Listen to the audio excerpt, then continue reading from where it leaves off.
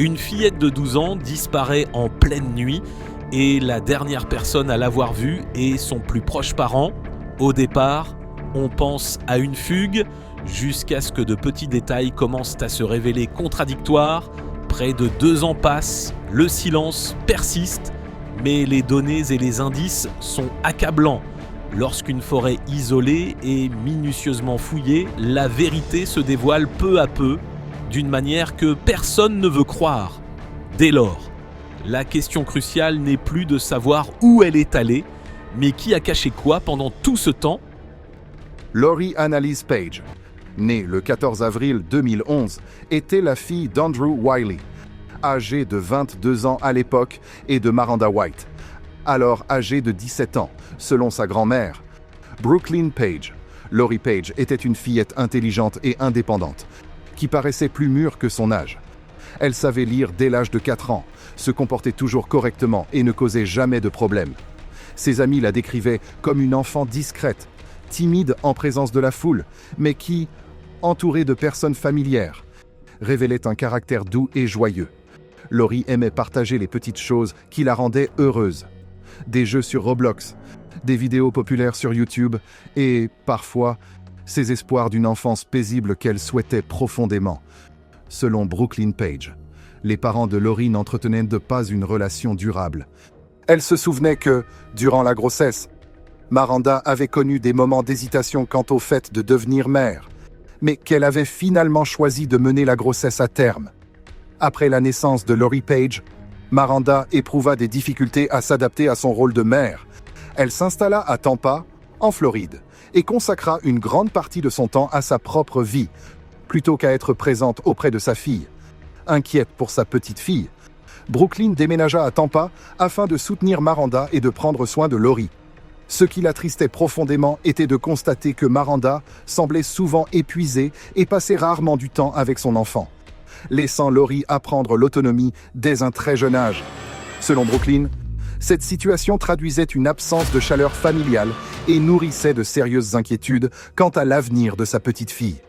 Des amis et des proches ont formulé des observations similaires concernant la relation entre Miranda et Lori, affirmant que les deux n'avaient jamais été réellement proches.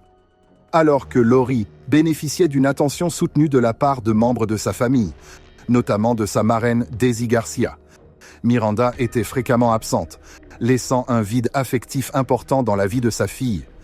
Quant à Andrew Wiley, il a reconnu que sa relation avec Miranda était tendue dès la naissance de Lori. Durant les premiers mois, il est resté en contact tant que Lori était encore nourrisson. Puis Miranda a soudainement rassemblé ses affaires, quitté l'État sans prévenir et rompu toute communication. Ce n'est que de nombreuses années plus tard qu'Andrew a pu obtenir à nouveau des informations sur sa fille, à un moment où la distance et l'absence de lien maternel avaient déjà laissé des blessures difficiles à réparer. La majeure partie de l'enfance de Lori s'est déroulée à Nashville, dans le Tennessee. À un moment donné, le système de protection de l'enfance, CPS, est intervenu, la retirant de la garde de Miranda et la plaçant temporairement chez son arrière-grand-père. Après une courte période, elle a été rendue à sa mère. Entre-temps, Miranda avait entamé une relation avec une femme nommée Latana White. Durant les années passées à Nashville, Lori a dû changer d'école à plusieurs reprises en raison des déménagements fréquents de Miranda, motivée par la recherche de nouvelles opportunités professionnelles. Cette instabilité constante a fragilisé la scolarité de Lori, lui retirant le sentiment de sécurité et de continuité essentiel pour une enfant réservée et vulnérable comme elle. Selon le service de la jeunesse et de la famille de Nashville, Lori avait, à une occasion, quitté le domicile familial pour une courte période alors qu'elle vivait avec sa mère. Mais elle était revenue saine et sauve et aucun incident grave n'avait été signalé. Certaines sources ont indiqué qu'un malentendu entre Lori et sa mère avait précédé cet épisode, ce qui aurait conduit l'enfant à sortir afin de se calmer. Latana White, qui entretenait une relation avec Miranda, a confié à des voisins que Lori se montrait parfois sensible et facilement émotive, ce qui pouvait provoquer des moments de tension au sein du foyer. Latana a précisé qu'elle s'efforçait toujours de garder une distance respectueuse et de ne pas s'immiscer excessivement, tout en constatant que les difficultés de communication entre la mère et la fille avaient un impact sur le quotidien et l'équilibre émotionnel de Lori. En 2021, Andrew Wiley tenta de renouer des liens avec sa fille et le tribunal réajusta la garde selon un partage égal, à 50% chacun.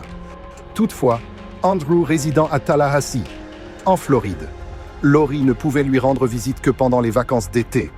À l'été 2022, la situation commença à évoluer. Miranda appela Lori pour lui annoncer qu'elle ne pourrait pas la ramener à Nashville dans l'immédiat. Elle reconnut rencontrer des difficultés financières et craignait que des déménagements répétés ne perturbent la prochaine année scolaire de Lori. Bien que cette décision ait été motivée par la volonté d'offrir davantage de stabilité à l'enfant, Lori ressentit néanmoins de la tristesse et de l'incertitude. Elle pensait que rester auprès de son père constituait la meilleure option, tout en éprouvant un profond attachement pour Nashville, où vivaient des amis proches et des membres de sa famille auxquels elle tenait beaucoup. Après son installation chez son père, Andrew Wiley inscrivit Lori au collège Griffin pour l'année scolaire 2022-2023. Il encouragea sa fille, lui assurant qu'elle se ferait de nouveaux amis et qu'elle s'habituerait progressivement à la vie à Tallahassee. Toutefois, l'adaptation à ce nouvel environnement s'avéra difficile. Lori demeurait discrète et réservée, participait rarement aux activités extrascolaires et préférait observer plutôt que de se mettre en avant au sein d'un groupe. Certains camarades indiquèrent qu'elle restait en retrait et interagissait très peu en dehors du cadre scolaire, tandis qu'un autre élève rapporta qu'elle n'utilisait pas les réseaux sociaux et n'était pas autorisée à posséder son propre téléphone, ce qui compliquait les échanges avec ses pairs. Andrew Wiley expliqua qu'il avait autorisé Lori à utiliser un téléphone pendant une courte période, avant de le lui retirer afin de l'aider à se concentrer sur ses études. Selon lui, Lori avait parfois accédé à des contenus en ligne inadaptés à son âge, et il souhaitait l'orienter vers un usage d'Internet plus sûr, privé de téléphone. Lori passait la majeure partie de son temps à la maison à regarder la télévision ou à jouer à Roblox sur l'ordinateur portable de son père. Cette routine répétitive contribua à un isolement progressif, limitant ses interactions sociales et la privant des liens avec ses pairs, essentiel au développement équilibré d'une jeune fille de son âge. Durant la période où elle vivait avec son père à Tallahassee, Lori continua à rester en contact avec sa mère, principalement par le biais de courriels envoyés depuis l'ordinateur de son établissement scolaire. Miranda estimait qu'Andrew ne répondait pas toujours ou ne facilitait pas suffisamment une communication directe entre elle et leur fille. De son côté, Andrew considérait que Miranda n'avait pas assumé certaines responsabilités parentales, notamment en tardant à fournir des documents nécessaires après l'installation de Lori à son domicile. Ces désaccords entre adultes placèrent involontairement Lori dans une situation délicate, prise entre deux points de vue opposés. Pour une enfant discrète, disposant de peu d'amis et d'interactions sociales limitées, l'absence d'un lien stable avec sa mère contribua à la rendre encore plus renfermée à une étape cruciale du début de l'adolescence. Miranda exprima également des inquiétudes concernant le temps que Lori passait avec sa grand-mère. Brooklyn Page, selon des messages partagés par la marraine de Lori, Daisy Garcia, Miranda indiquait que Brooklyn était une personne auprès de laquelle elle ne se sentait pas à l'aise de laisser sa fille. Sans toutefois en préciser les raisons, elle estimait néanmoins que Brooklyn et Andrew entretenaient de nombreux malentendus à son égard. En mai 2023, Andrew se souvint que Lori avait eu une conversation tendue avec sa mère et qu'elle était apparue plus triste qu'à l'accoutumée. Il déclara s'être inquiété de l'état émotionnel de sa fille et avoir souhaité limiter temporairement les interactions sources de stress afin de l'aider à retrouver une certaine stabilité. Miranda contesta cette version, affirmant que sa conversation avec Lori avait été normale et qu'aucun événement préoccupant ne s'était produit. À l'approche de la fin de l'année scolaire, les enseignants du collège Griffin commencèrent à remarquer des signes de détresse émotionnelle chez Lori. L'enseignant Nathan George échangea avec le conseiller scolaire après que Lori lui eut remis un mot à caractère personnel. Il indiqua également que Lori manifestait parfois des élans d'affection inattendus et se montrait, à certains moments, émotive en classe, invitée à rencontrer le conseiller. Lori se montra hésitante et peu disposée à se confier, déclarant qu'elle n'avait rien de particulier à évoquer. Cette réserve suscita des inquiétudes, l'établissement estimant que Lori éprouvait des difficultés à exprimer ses émotions. Lors d'un incident en classe, où Lori réagit de manière disproportionnée à une situation mineure. Lisa Britt, conseillère du conseil scolaire, intervint pour lui apporter un soutien, à l'issue d'un entretien confidentiel. Lisa procéda à une évaluation psychologique de base. Les résultats indiquèrent que Lori traversait une période de sensibilité émotionnelle, de faible confiance en elle, et qu'elle avait besoin d'un accompagnement pour renforcer son équilibre émotionnel. Ce constat alarma profondément l'équipe éducative, qui identifia Lori comme une élève au profil émotionnel vulnérable, une fillette de 12 ans cherchant à trouver une stabilité au milieu de changements familiaux majeurs. À mesure que ces signes inhabituels devenaient plus visibles, de nombreuses personnes commencèrent à s'interroger sur ce qui se passait dans la vie personnelle de Lori. Certains camarades de classe rapportèrent que Lori avait évoqué une atmosphère parfois tendue à la maison avec son père. Des informations indiquaient qu'Andrew se montrait strict lorsque les résultats scolaires de Lori avaient diminué et que, lors d'une autre occasion, il avait été aperçu à l'arrêt de bus dans un état de stress apparent. Toutefois, des témoins confirmèrent qu'ils n'avaient pas observé l'ensemble de la situation et n'avaient entendu Andrew tenir aucun propos à l'égard de Lori. Au milieu de l'année scolaire, Lori confia à quelques amis qu'elle se sentait sous pression et estimait être traitée de manière injuste à son domicile. Bien que ces témoignages n'aient pas été vérifiés, ils suscitèrent néanmoins une vive inquiétude parmi les enseignants et les élèves quant à son bien-être. Le frère d'Andrew, Antoine Wiley, déclara que, même si Andrew pouvait se montrer strict en tant que parent, il se souciait toujours de sa fille et souhaitait ce qu'il y avait de mieux pour elle. Antoine précisa également que Lori séjournait parfois chez sa famille et que, en de rares occasions, il avait remarqué que la jeune fille consultait des contenus en ligne inadaptés à son âge.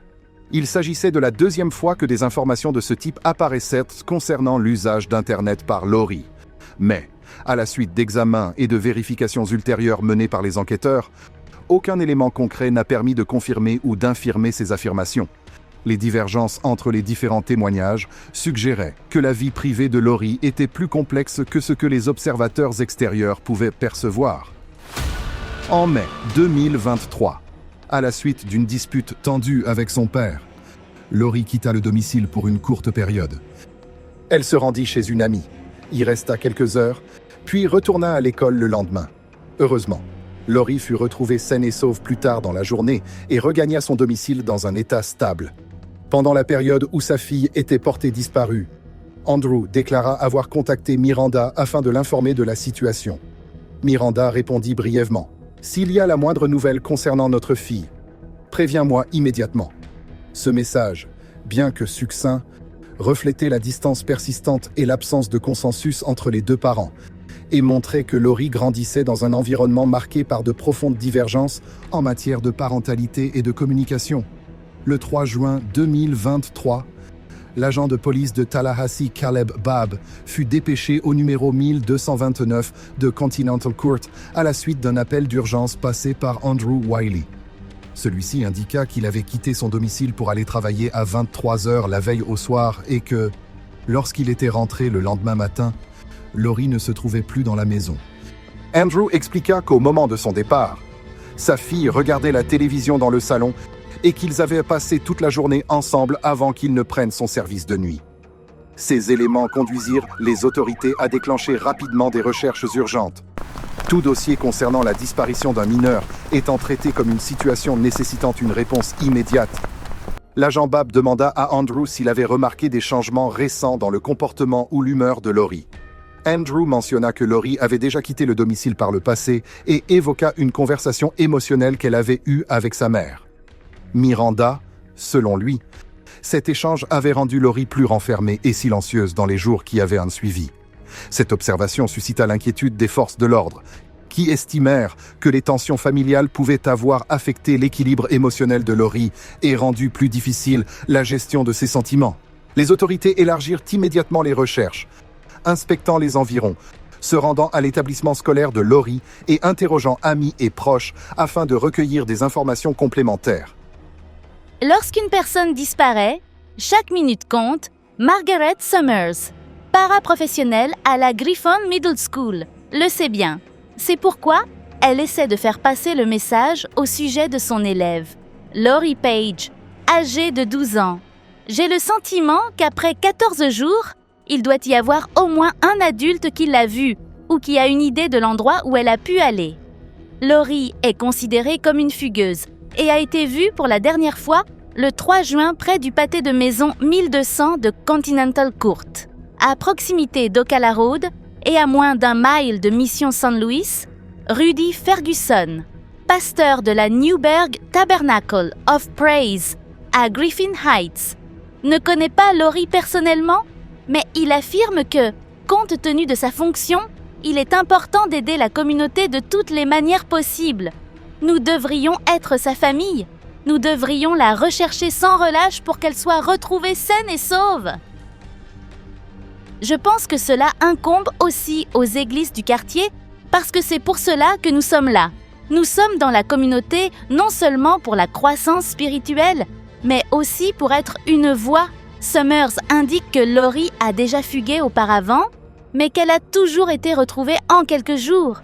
J'espère que, au moins, Lori viendra à l'école. Elle sait qu'elle y est en sécurité, elle sait que des personnes s'y soucient d'elle. Et comme nous sommes en école d'été, elle peut s'y rendre n'importe quel jour, du lundi au jeudi. Le pasteur Ferguson a transmis la vie de personnes disparues de Lori au Front Line Pastors Action Council, qui regroupe environ 26 pasteurs. Nous allons continuer à chercher, nous allons continuer à passer des appels, nous allons continuer à diffuser son avis de recherche et nous continuerons jusqu'à ce qu'elle soit saine et sauve, jusqu'à ce que nous ayons un quelconque résultat. Summers précise que les enseignants et les amis de Lori sont inquiets et espèrent simplement qu'elle reviendra. Si nous pouvons retrouver Lori, nous pourrons, espérons-le, lui trouver un mentor. Ainsi, la prochaine fois qu'elle sera confrontée à des difficultés, elle pourra parler à son mentor et ne pas avoir l'impression qu'elle doit fuguer. Et son message pour Lori, si elle regarde, « Lori, tu es une excellente élève et une enfant formidable. Tu n'as rien fait de mal. Reviens simplement. » Brooklyn pensait que Lori avait pu partir pour vivre chez un homme nommé Maurice Jones, la seule personne parmi les connaissances de Miranda envers laquelle la fillette avait manifesté un sentiment de confiance et de sécurité. De leur côté, Miranda et Latana affirmèrent n'avoir reçu aucun contact de Lori. Un voisin d'Andrew déclara n'avoir rien remarqué d'inhabituel dans les jours précédant la disparition de Lori, ni le matin même où elle fut signalée absente. En revanche, au collège Griffin, certains élèves commencèrent à diffuser des rumeurs anxiogènes, suggérant que Lori aurait pu être victime d'un incident grave. Certains allant jusqu'à évoquer des hypothèses infondées. Bien qu'il ne s'agisse que de spéculations, ces rumeurs contribuèrent à installer un climat de peur au sein de la communauté. Les enquêteurs estimaient que, si Lori était en sécurité, elle finirait par trouver un moyen de contacter quelqu'un. Pourtant, en août 2023, soit quelques mois seulement après les faits, Miranda publia de manière inattendue un message énigmatique sur Facebook.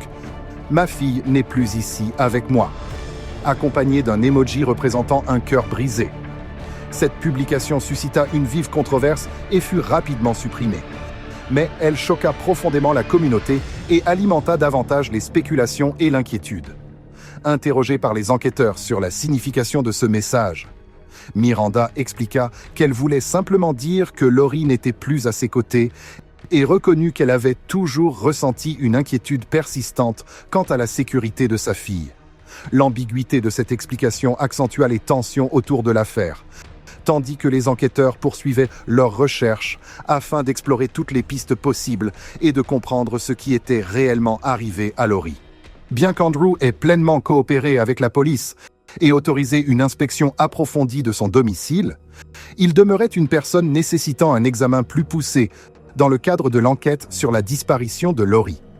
Les enquêteurs jugèrent inhabituel le fait qu'Andrew ne manifeste pratiquement aucune réaction émotionnelle claire, y compris lorsqu'ils évoquaient l'hypothèse d'une situation grave impliquant sa fille. Pendant ce temps, Miranda se révéla également incapable de fournir des informations réellement utiles.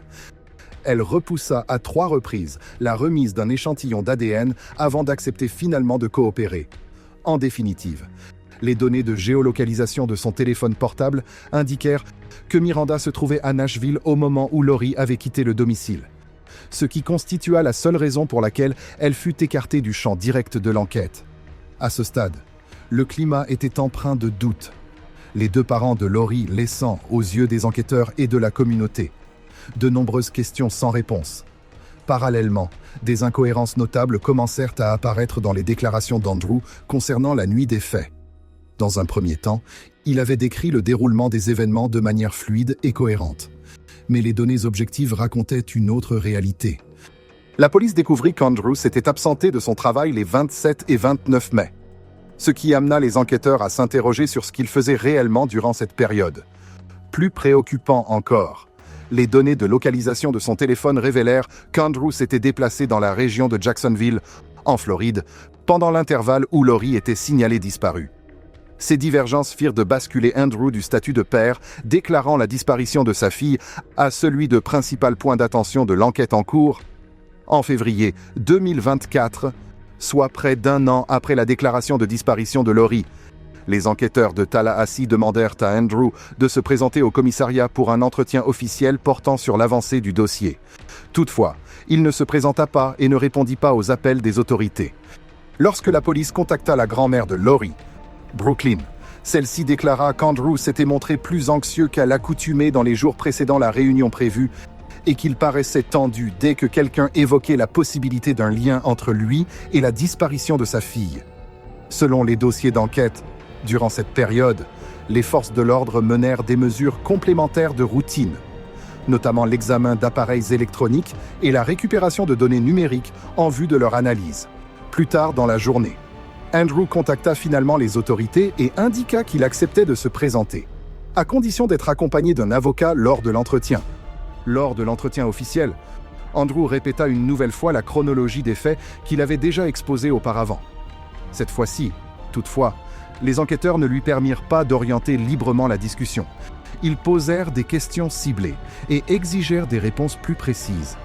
Interrogé sur le fait d'avoir déjà corrigé ou sanctionné sa fille, Andrew reconnut que cela avait pu arriver, tout en affirmant qu'il n'agissait que lorsqu'il l'estimait nécessaire et dans des limites qu'il jugeait raisonnables. Lorsque les enquêteurs lui demandèrent de citer les amis proches de Laurie, il ne fut en mesure de fournir aucun nom précis. La pression s'accrut lorsque les enquêteurs évoquèrent les données de localisation indiquant que son téléphone se trouvait à l'aéroport international de Jacksonville au moment où l'incident avait été enregistré. Andrew déclara s'y être rendu pour récupérer un ami nommé Tim Brown. Mais, sollicité pour fournir des coordonnées ou des éléments permettant de vérifier l'existence de cette personne, il ne put présenter aucune information confirmable. Son malaise devint de plus en plus manifeste à mesure que les détectives l'interrogeaient sur les circonstances exactes de ce déplacement, notamment le moment, les raisons et les modalités du trajet. Sa voix changea et il eut des difficultés à expliquer les faits de manière cohérente, en particulier lorsque les enquêteurs évoquèrent des documents judiciaires et des informations rapportées par la chaîne WCTV, selon lesquelles, le 2 juin 2023, Andrew avait acheté un billet d'avion aller simple à destination de San Juan, à Porto Rico, peu de temps avant que la disparition de Laurie ne soit signalée. Le 3 juin marque un an depuis la dernière fois que Paige a été vue dans notre quartier, près du pâté de maison 1200 de Continental Court, à proximité d'Ocala Road. Et depuis, aucune réponse n'a été apportée. Les voisins sont évidemment inquiets, car elle est absente depuis si longtemps. Revenons sur la chronologie de certaines des actions menées par la communauté et les forces de l'ordre au cours de l'année écoulée. Il s'agit d'un vaste effort combinant le soutien des voisins et des agences, venant de loin et de près, pour retrouver Paige, y compris celui de sa famille scolaire à la Griffin Middle School. La directrice Selena O'Bannon explique qu'il souhaite organiser une nouvelle rencontre afin d'aider à retrouver Paige. Une initiative qui égayerait la journée de tout le monde si nous obtenions des informations. Elle souligne qu'il est important de garder le nom et le visage de Paige en mémoire afin que, si nous voyons ou entendons quelque chose, nous puissions le signaler. Un an plus tard, le 3 juin 2024, la communauté de Tallahassee ne disposait toujours pas de réponse définitive. Dans le quartier du 1200 Continental Court, près d'Ocala Road, où Laurie avait été vue pour la dernière fois, des voisins déclaraient penser à elle chaque jour. Le collège Griffin, où Laurie avait été scolarisée, continuait d'organiser de modestes rassemblements commémoratifs afin de rappeler aux élèves et aux habitants que le nom et le visage de Lori ne devaient jamais être oubliés. La directrice, Selena Ohana, expliqua que ce n'était qu'en maintenant vivante la mémoire de Lori que chaque membre de la communauté pouvait devenir une source précieuse d'informations susceptibles d'aider à faire la lumière sur l'affaire. De son côté, le pasteur Rudy Ferguson, impliqué dès les premiers jours, affirma « Nous ne pourrons pas être en paix tant que nous n'aurons pas de réponse claire. Protéger les enfants et faire preuve de solidarité relève de la responsabilité de toute la communauté. » De nouveaux panneaux et avis de recherche continuaient d'être affichés le long des routes, rappelant que l'espoir ne s'était jamais éteint et que tous attendaient encore qu'un dénouement favorable survienne pour Lori. Le pasteur Rudy Ferguson aide à retrouver Paige depuis le mois de juin dernier. Nous ne sommes pas heureux et nous ne sommes pas satisfaits parce qu'elle est toujours portée disparue. Il me dit qu'il est important qu'elle soit retrouvée afin de montrer aux enfants qu'ils sont en sécurité au sein de la communauté.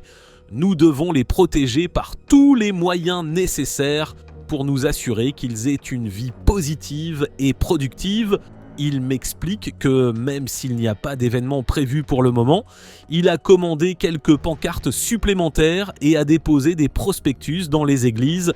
C'est une communauté toujours animée par l'énergie et l'espoir de ramener Paige à la maison.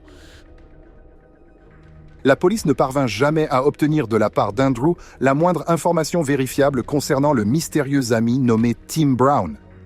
Les enquêteurs convoquèrent même le frère d'Andrew, Antoine, au commissariat, afin de procéder à des vérifications. Antoine déclara n'avoir jamais entendu ce nom auparavant, tout en affirmant qu'il ne croyait pas un instant que son frère puisse faire du mal à Lori. Selon lui, il pensait que Lori était toujours en vie quelque part et qu'elle avait pu quitter le domicile pendant qu'Andrew était au travail, en raison de son mécontentement face à la sévérité de son père. Il ajouta que l'habitude qu'avait Lori de partir lorsqu'elle se sentait sous pression avait pu se reproduire.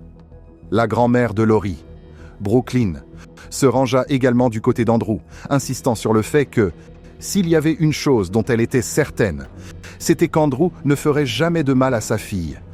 Simone Robinson, la compagne d'Andrew à l'époque, se trouvait en Louisiane pour une formation militaire. Elle expliqua n'avoir appris la disparition de Lori qu'à la mi-juin, lorsqu'elle fut de nouveau autorisée à utiliser son téléphone. Interrogée par les enquêteurs au sujet du nom Tim Brown, Simone confirma qu'Andrew avait effectivement un ami prénommé Tim. Cependant, après vérification, les enquêteurs identifièrent cette personne comme étant Tim Costume, lequel déclara n'avoir jamais pris l'avion depuis l'aéroport international de Jacksonville, contredisant totalement la version d'Andrew. Cet élément rendit le récit d'Andrew concernant Tim Brown de plus en plus fragile et peu crédible, renforçant les incohérences déjà relevées dans ses déclarations. Au cours de l'enquête, la police révéla que le domicile contenait plusieurs anciens téléphones portables et ordinateurs portables que Lori utilisait occasionnellement pour jouer à Roblox. Lorsqu'il lui fut demandé de remettre ces appareils, Andrew refusa de coopérer.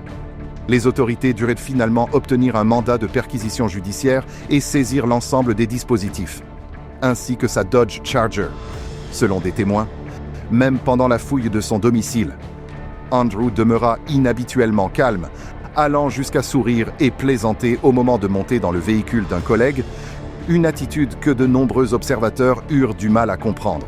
Lorsque des examens médico-légaux de type luminol furent effectués sur la Dodge Charger, les enquêteurs détectèrent, sous un éclairage spécialisé, des traces réactives autour du siège passager avant et le long de la zone adjacente de la vitre. Cette découverte orienta l'enquête dans une nouvelle direction et souleva de sérieuses interrogations quant à ce qui avait pu se produire à l'intérieur de ce véhicule. Une avancée majeure intervint quelques jours plus tard, en mars 2024, lorsque les enquêteurs parvinrent à récupérer des données à partir des appareils saisis appartenant à Andrew. Les analyses révélèrent qu'il avait contacté une agence de voyage en ligne et acheté un billet d'avion aller simple à destination de San Juan, à Porto Rico, le 2 juin 2023, soit un jour seulement avant que la disparition de Lori ne soit signalée. Les données de localisation confirmèrent également qu'Andrew s'était rendu à Jacksonville afin d'obtenir ce billet. Toutefois, au lieu d'embarquer sur ce vol, il tenta d'en demander le remboursement, lequel lui fut rapidement refusé. Aux yeux des enquêteurs, Ce comportement apparut comme un possible signal d'alerte, soulevant la question de savoir si Andrew envisageait de quitter la région peu après la disparition de sa fille. La police releva également un autre élément inhabituel, quelques mois seulement après la disparition de Lori. Andrew déménagea précipitamment dans un nouveau logement et changea de numéro de téléphone portable, comme s'il cherchait à rompre tout contact. Les enquêteurs ne purent obtenir de sa part aucune explication claire concernant ce qu'il avait réellement fait durant les 2 jours où il s'était déclaré malade. La situation se complexifia davantage lorsque Tim Brown fut identifié comme un personnage fictif, conjugué au fait qu'Andrew avait acheté un billet d'avion aller simple pour Porto Rico et demandé l'établissement d'un nouveau passeport, alors qu'un tel document n'était pas requis pour cette destination. Un élément suscita encore plus de soupçons, le jour même où son vol devait décoller. Andrew appela le 911 pour signaler la disparition de sa fille. Pour les enquêteurs, cette succession d'actions n'était pas seulement inhabituelle, mais formait un ensemble d'indices de plus en plus préoccupants autour d'Andrew, les amenant à s'interroger sur la réalité des faits et sur ce qui était véritablement arrivé à Lori. Par la suite, la police demanda à Brooklyn d'appeler Andrew dans le cadre d'une conversation placée sous surveillance. Les enquêteurs constatèrent que, tandis que la grand-mère tentait désespérément de ramener l'échange sur le sort de sa petite-fille disparue, Andrew évitait systématiquement le sujet, recentrant la discussion sur ses propres difficultés émotionnelles. Ainsi, lorsque Brooklyn évoqua en larmes son souhait de redécorer la chambre de Lori Page en vue de son prochain anniversaire, Andrew ignora complètement cette proposition. Au lieu d'exprimer de l'empathie ou de partager ce moment, il détourna la conversation vers le sentiment d'injustice qu'il éprouvait à être considéré comme suspect par la police. Ce contraste retint l'attention des enquêteurs, alors que la famille aspirait avant tout à retrouver Lori ou, à défaut, à préserver sa mémoire. Andrew semblait davantage préoccupé par la défense de sa propre image et de sa situation personnelle. Durant cette période, la police retraça également les achats effectués par Andrew avec sa carte bancaire et découvrit qu'il s'était rendu dans une pharmacie à la fin du mois de mai 2023, où il aurait acheté un contraceptif. Ce qui attira l'attention des enquêteurs fut le fait que sa compagne, Simone, se trouvait alors en Louisiane pour une formation militaire, et qu'Andrew n'avait jamais mentionné l'existence d'une autre femme avec laquelle il aurait été en relation. Cette découverte ajouta une nouvelle part de mystère autour d'Andrew et conduisit les autorités à s'interroger. Pour qui et dans quel but avait-il acheté ce médicament précisément au moment où Lori était portée disparue? À la fin de ce même mois, la police parvint à extraire des données d'un ancien iPhone saisi au domicile d'Andrew lors de la perquisition de février 2024, bien que cet appareil, comme d'autres, ait été réinitialisé aux paramètres d'usine. Les experts en criminalistique numérique réussirent néanmoins à récupérer des informations significatives. Parmi les données de recherche figuraient notamment des requêtes telles que « quartier dangereux de Tallahassee, Floride », ainsi que des éléments plus préoccupants orientant vers la forêt nationale d'Apalachicola. Lors de l'analyse, les spécialistes constatèrent également que l'iPhone conservait un historique d'accès à une page du site Quora où un utilisateur avait posé la question suivante: pourquoi la police cesse-t-elle de rechercher un adolescent disparu et n'est-elle pas censée continuer jusqu'à ce qu'il soit retrouvé? Pour les enquêteurs, le fait qu'un appareil relié à Andrew manifeste un intérêt pour ce type de sujet précisément pendant la période de disparition de Lori fut profondément troublant. Par ailleurs, les données de localisation issues du même téléphone indiquèrent qu'Andrew s'était rendu dans le comté de Thoman, en Géorgie, tôt le matin du 1er juin 2023. La police élargit immédiatement le périmètre des recherches, inspectant des secteurs de la forêt et prenant contact avec des propriétés privées situées à proximité. L'ampleur du dispositif reflétait la détermination des autorités à découvrir ce qu'il était advenu de Lori. Le 5 avril 2025, à la suite d'un brûlage dirigé, la police mit au jour un indice de détection concernant un enfant à Marylee Plantation, dans le comté de Thomas, en Géorgie, à proximité de la zone où les données téléphoniques avaient auparavant localisé Andrew. D'autres indices issus du même ensemble de découvertes significatives furent recueillis et transmis sans délai pour des analyses ADN. Quelques jours plus tard, le 11 avril, les résultats confirmèrent la conclusion redoutée par tous. Il s'agissait de Lori. Arrestation du père de Lori, Andrew Wiley, en lien avec sa mort. Le père a comparu pour la première fois devant le tribunal samedi matin. Wiley s'est vu refuser la liberté sous caution et a reçu l'ordre de ne pas entrer en contact avec plusieurs membres de sa famille. Un avocat commis d'office lui a été désigné. Cette découverte bouleversa profondément la famille et la communauté, et constitua également l'élément de preuve décisif dans l'ensemble de l'affaire. Il s'agit d'une recherche de 22 mois menée par des communautés et des agences à travers la Floride et la Géorgie pour retrouver Larry Page, âgé de 12 ans. Vendredi, le département de police de Tallahassee a annoncé que son père, Andrew Wiley, a été arrêté en lien avec sa mort. À la fin de cette journée, après près de 22 mois d'enquête ininterrompue, les autorités procédèrent officiellement à l'arrestation d'Andrew. Il fut inculpé dans le cadre de la disparition tragique de sa fille, refermant un chapitre douloureux tout en ouvrant un nouveau dans la quête de justice pour Lori. Selon les enquêteurs du service de police de Tallahassee, le dossier de Lori permit d'établir que les faits relevaient d'un acte intentionnel commis lors d'un moment de perte de contrôle, plutôt que d'un plan prémédité. Ils estimèrent que, dans un accès de colère, Andrew avait commis des actes graves à l'encontre de sa fille. Le procureur de l'État, Jack Campbell, déclara que les éléments de preuve indiquaient que Lori Page avait subi sa disparition tragique aux alentours du 1er juin 2023, soit quelques jours seulement avant qu'Andrew ne compose le 911 pour signaler sa disparition. Le parquet considéra qu'auparavant, Lori avait pu être impliquée dans un incident de nature grave et qu'Andrew aurait alors tenté de la déplacer vers un autre lieu. Le procureur Jack Campbell révéla également qu'à la période où Lori était portée disparue, Andrew s'était rendu dans un établissement médical pour une évaluation liée à un problème personnel sensible. Toutefois, il avait refusé d'aller au terme de cet examen, ce qui souleva de nouvelles interrogations chez les enquêteurs. Certains d'entre eux estimèrent qu'il aurait pu chercher une assistance médicale pour une autre personne plutôt que pour lui-même. Cette hypothèse ajouta une complexité supplémentaire au dossier et souleva davantage de questions quant au lien éventuel entre cette préoccupation médicale, les agissements d'Andrew et la tragédie survenue autour de Lori. Malheureusement, chaque année, des personnes mettent enceintes des enfants, et même leurs propres enfants, s'ils l'avaient mise enceinte, s'ils lui avaient transmis une maladie vénérienne. Ce seraient des choses difficiles à expliquer. Y a-t-il quelqu'un que je considère comme responsable de ne pas l'avoir détecté ? Non. Personne d'autre qu'Andrew Wiley n'était responsable de ce qui est arrivé à Lori Page. Ce qui est inquiétant, selon le chef de la police de Tallahassee, Lawrence Revel, le tournant décisif de l'enquête est survenu lorsque les enquêteurs ont de nouveau rencontré Andrew et lui ont demandé de relater l'intégralité de la chronologie des faits.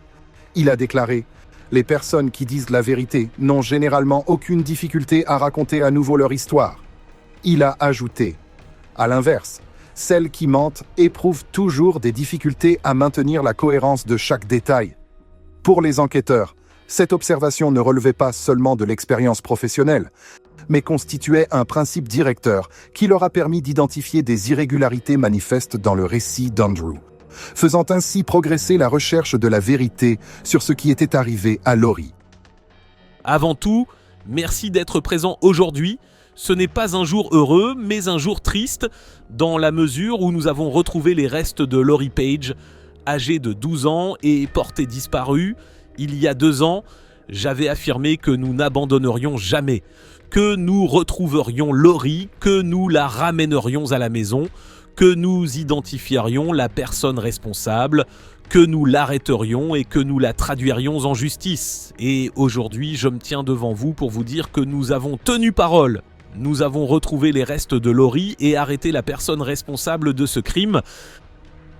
À l'issue d'une enquête complète et exhaustive de 22 mois sur la disparition de Lori Page, le département de police de Tallahassee a arrêté son père, Andrew Wiley, âgé de 36 ans, sous l'accusation de meurtre au second degré.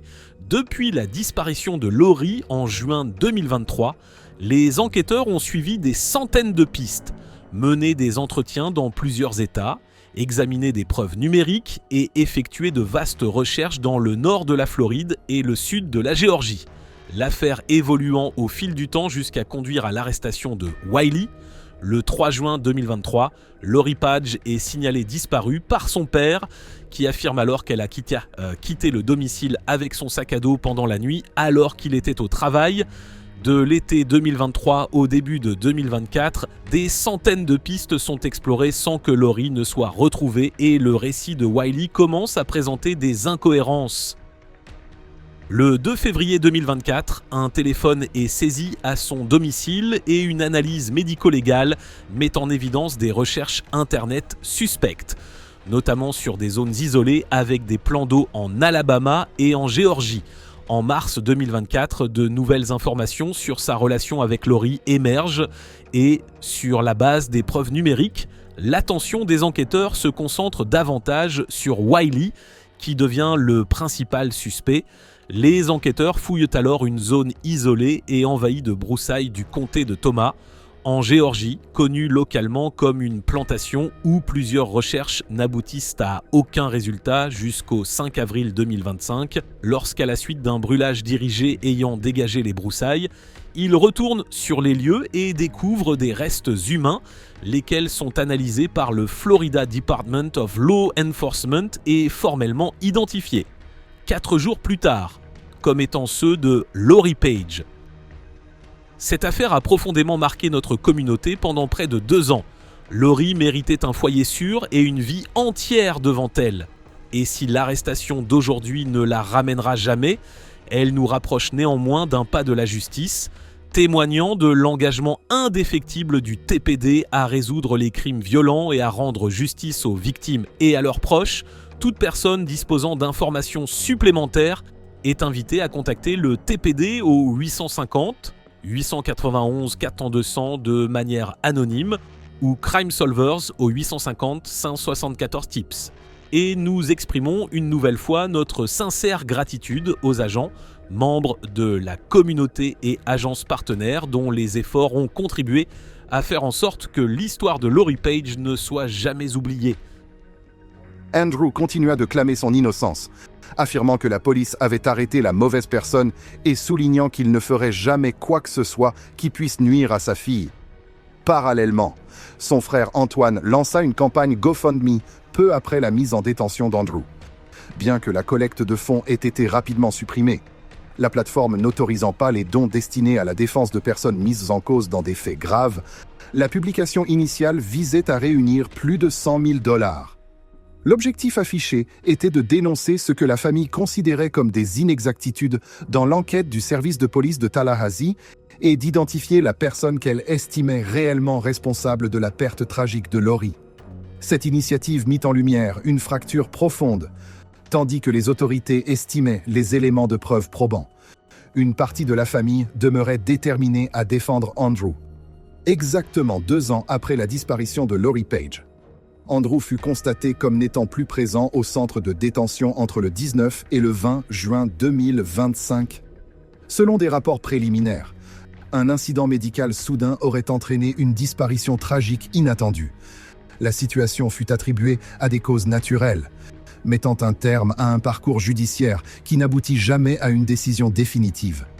Elle laissa derrière elle un profond sentiment de vide, la quête de justice pour Lori reposant désormais sur des questions restées sans réponse. Andrew Wiley, l'homme accusé d'avoir tué sa fille Lori Page, est décédé après avoir subi une urgence médicale. Le bureau du shérif du comté de Léon a confirmé son décès tard dans la soirée.